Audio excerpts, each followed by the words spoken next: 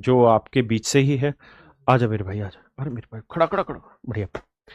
ये भाई आपके बीच से है और मुझे अभी हमारे साथी ने एक ने इसकी कहानी बताई कि बड़े मतलब संघर्षों से ये बच्चा बाहर निकला है।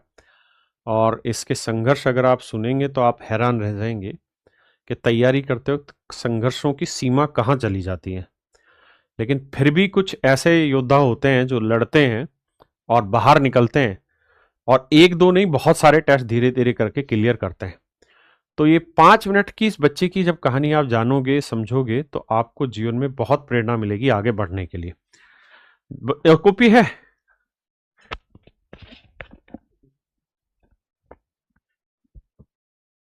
अब बता बेटा तू, ये हाथ में मिठाई मुझे दे दे। हाथ में अब पकड़ लो बता। इसे।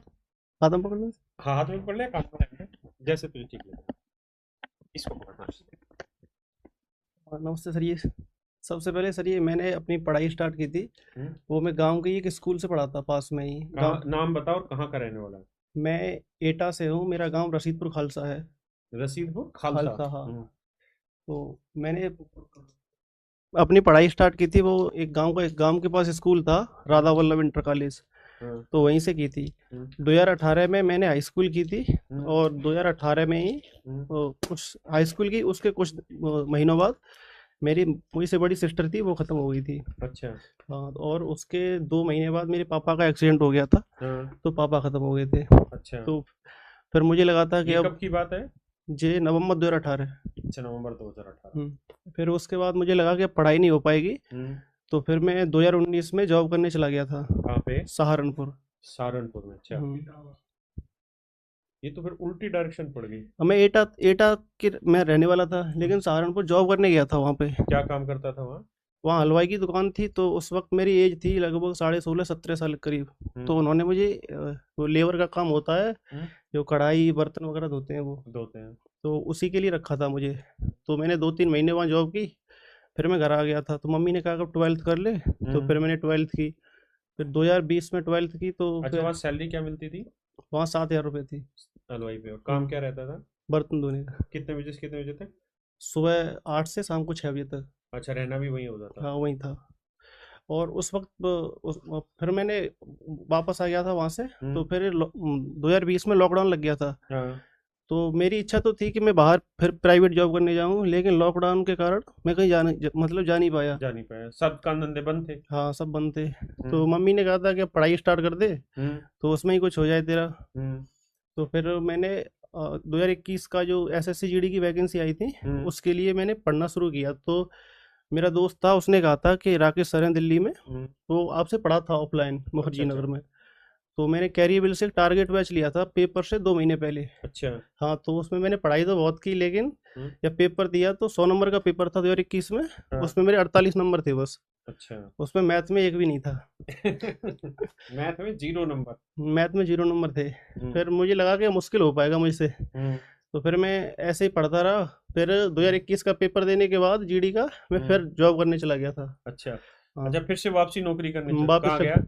अब एक दोस्त था गाँव का, उसके साथ पहले नोएडा आया था। तो हाँ। वहाँ 7 दिन ऐसे काम था, वेटर वेटर का काम करना था। वेटर का काम था। तो वो मैं छोड़ के आ गया था घर पे। हम्म। तो फिर वापस उसी जगह दोबारा फिर गया जहाँ पहले गया था, हलवाई बर्तन की दुकान पे। हलवाई की दुकान पे, हाँ। हाँ।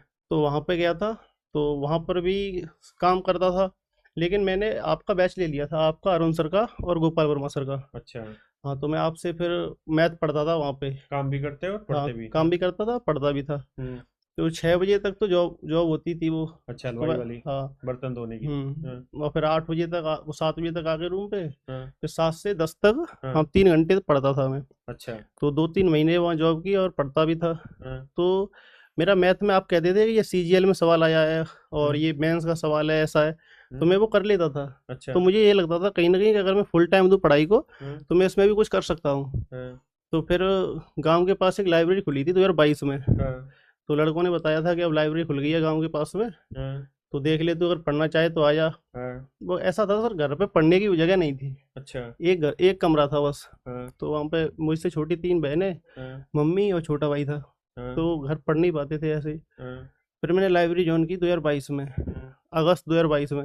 हम्म। और उसके बाद मैंने शुरुआत तो मैथ और रीजनिंग को ही पूरा समय दिया, क्योंकि मैथ मेरा था नहीं, अच्छा नहीं था। अच्छा। फिर आपसे ही पढ़ा, एक बार पूरा पढ़ लिया था, हाँ, तो फिर कहीं कहीं डाउट होता था मुझे, अच्छा तो फिर दोबारा फिर पढ़ा था पूरा अच्छा। आपसे ही, हाँ, और आपके क्लास नोट से हाँ, उनका रिवीजन करता रहता था। तो फिर मॉक लगाता था, मिनी मॉक ऐसे, तो हाँ, उसमें मैथ में मुझे बहुत कॉन्फिडेंस आने लगा, हम्म। और मेरा अभी सबसे स्ट्रांग मैथ ही है। और उसके बाद लाइब्रेरी कंटिन्यू पढ़ता रहा मैं, अगस्त 2022 से ज्वाइन की थी, और अभी भी लाइब्रेरी में पढ़ता हूँ, अब छोड़ दी है 2-3 दिन अच्छा, से। अभी छोड़ दी। हाँ, अब मम्मी कहती हैं अब तो ज्वाइनिंग पे जाएगा, 13 तारीख को जाऊँगा, अब अच्छा, 36। 13 तारीख को किस उसमें पोस्ट मिली, कौन सी सी? आई एस एफ में सी एस है, वो रैंक क्या आई तेरी? 228। 228। सोचो, जिस बच्चे के 2021 एसएससी जीडी वाले में हाँ, मैथ में मैथ में 0 नंबर थे, हम्म, मैथ में 0 नंबर, हलवाई की दुकान पर नौकरी करना और बड़ी बड़ी कढ़ाई होती है, उसको उठाना अपने आप में भारी काम है, 16 साल की उम्र में ये काम करना, और आप 212 रैंक, 228। 228 रैंक बच्चा लेके आना, ये अपने आप में बहुत बड़ा काबिल तारीफ है।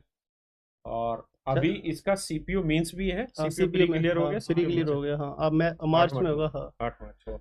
और यूपी पुलिस यूपी भी। पुलिस भी क्लियर हो गया, उसमें अच्छा 230 नंबर है। अच्छा, यूपी पुलिस भी क्लियर हो हाँ, गया। और ये 3 पेपर, और सीजीएल का फर्स्ट अटेम्प्ट था, तो हाँ, उसमें 140 नंबर हैं, क्लियर नहीं हो पाया, हाँ। पर अगली बार उसी के लिए प्रयास करूंगा पूरी, मतलब सीजीएल में कितने? 140? 140, हाँ। 140 तो अच्छे नंबर है।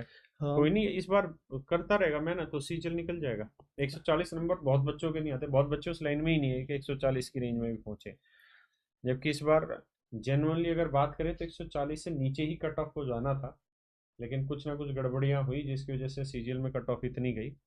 लेकिन सच में इस बच्चे के डेडिकेशन को हम जैसे लोग क्या ही कह सकते हैं कि मतलब जो बच्चा 0 नंबर मैथ में लेके आया 2021 में, और 2023 में, ये 2023 का था ना, ये 2024 का था ये हाँ, जीडी? ये 2023-24। 24 में हुआ था ये। हम्म। तो देखो 2024 वाले इस जीडी में ये बच्चा 228वीं रैंक लेके आ रहा है, ये अपने आप में सच में बहुत बड़ी चीज है। एक बच्चा पूछ रहा है सहारनपुर में कहाँ नौकरी कर रहा था हलवाई दुकान? एक जनता स्वीट्स हाउस थी उसमें। जनता स्वीट्स हाउस में। हाँ, एक रेलवे स्टेशन के थोड़ी दूर है वो, एक दो 2-3 किलोमीटर दूर होगा। अच्छा, तो 16 साल की उम्र में तू चला गया कमाने, चल वो तेरी तो परिस्थितियां ऐसी थी कि सिस्टर गुजर गई, उसके 2 महीने बाद फादर साहब हाँ, गुजर गए, तो घर में कोई कमाने वाला नहीं था। हाँ। लेकिन बहुत सारे ऐसे ढक्कन हैं जो मतलब परिस्थितियों से हार जाते हैं। तू अगर कुछ बता पाए कि तुझे कौन सी ऐसी चीज थी जो मोटिवेट करती थी कि हलवाई की दुकान पे सुबह 8 से 6 बजे तक काम करना और उसके बाद फिर 3 घंटे पढ़ना, वो भी ऑनलाइन, और वो भी वो बच्चा जिसके मैथ में 0 नंबर है। यस सर, मैं जब पढ़ाई की थी, हाँ? तो मेरे पास एक ही ऑप्शन था कि अगर मैं अपने घर की स्थिति सुधार सकता हूँ, हम्म। तो पढ़ के ही कर सकता हूँ, क्योंकि मेरे ऊपर थोड़ा कर्जा भी था। अब कितना कर्जा था? 2-3 लाख रुपए था, अब भी है। अभी भी है? हाँ, अब वो अच्छा। पट जाएगा धीरे धीरे। हाँ। तो मुझे लगता था कि प्राइवेट जॉब में 7,000 रुपये में क्या ही कर लूँगा। क्या ही बहन, कर। हाँ, छोटी बहन है, भाई है, तो हम्म। मैंने कहा अगर पढ़ लूँगा तो कुछ अपने लिए नहीं, अपने घर वालों के लिए तो कुछ कर ही लूँगा। हम्म। तो इसीलिए अब मतलब वही मेरे अंदर था कि अगर मुझे जितनी जल्दी हो सके उतनी जल्दी करके और घर वालों को मतलब एक सपोर्ट दूँ, उनकी हेल्प करूँ। और छोटे भाई बहन मेरे ऊपर ही डिपेंड है पूरी कितने तरीके भाई से। बहन अभी जो हैं? 3 बहन, एक छोटा भाई है। अच्छा, 3 बहनें हैं और एक छोटा हाँ, भाई। सब छोटे हैं मुझसे। और सारी जिम्मेदारी तेरे ऊपर ही है। हाँ, मैं ही हूँ सबसे बड़ा। और अभी 2-3 लाख का कर्जा है। हाँ, अभी तो है। आप सोच सकते हो कि कोई संघर्ष में कैसे बीतता है, कैसे जीता है उस संघर्ष में। और एक चीज इस बच्चे की आपने बात ध्यान से सुनी, कि एक पढ़ाई है जिसके थ्रू मैं इस चीज को कर सकता हूँ। क्योंकि आप कितने भी स्किलफुल हो लें इस उम्र में, लेकिन प्राइवेट जॉब आपको कभी भी 40-50 हजार रुपए की सैलरी कभी नहीं देगी, और वो श्योरिटी नहीं देगी। जो श्योरिटी इसको मिलेगी, आप 40-50 हजार रुपए के बीच में सैलरी होगी, और इन सारी परिस्थितियों से लड़ेगा। और आप में से भी पता नहीं कितने ऐसे बच्चे होंगे जो ऐसी परिस्थितियों में होंगे।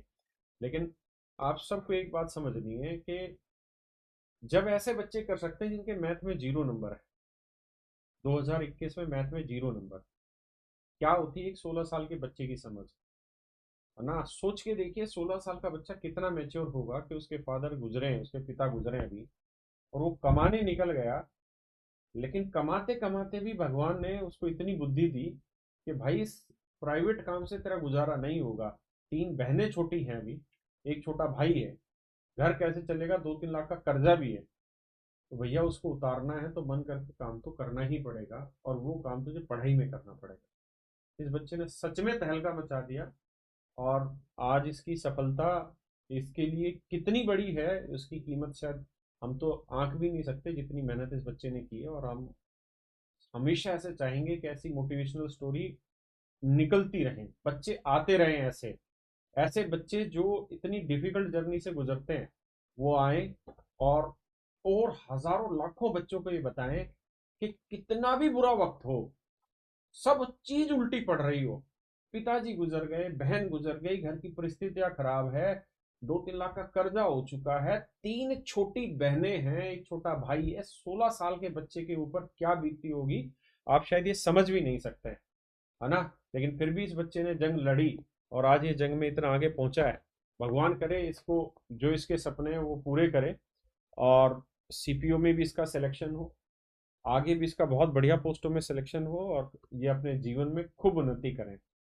मैं एक चीज पढ़ रहा था थोड़े दिन पहले कि मतलब बहुत किस्मत वाले लोग होते हैं जिनको हर तरीके से बजाया जाता है,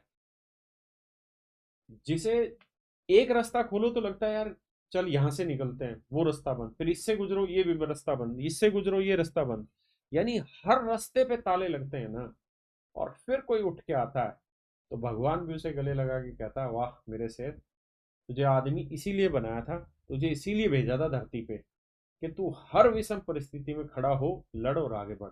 और इस बच्चे के लिए हमारी तरफ से, मेरी तरफ से सैल्यूट है, और मैं चाहूंगा कि आप सब बच्चे इस भाई